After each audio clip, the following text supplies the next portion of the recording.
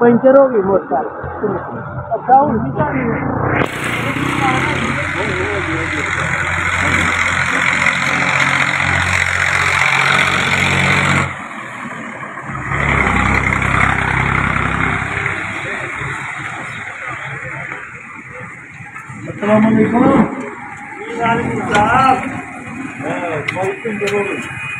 मसला है क्या आ रहे हैं तो इस्लाम में वो पिछला टायर पंचर हो गया। चलो तुसी बोलो मैं कर दूंगा।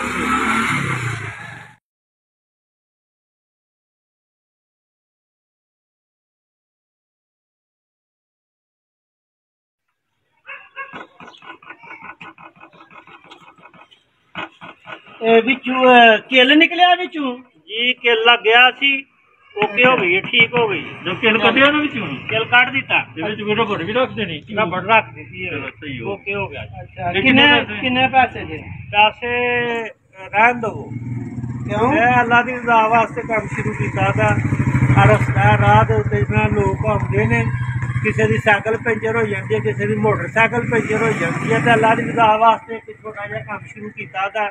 मैं वैसे जरा ना वो नौकरी करना अच्छा मुंडा रखा था नाल जरा ना करने वास्ते ज्यादा रश होए तो फिर आप ही कर थोड़े नहीं ठीक है जरा मैं खिदमत खलक है अल्लाह ताला जज़ा देगी बड़ी खुशी हुई है।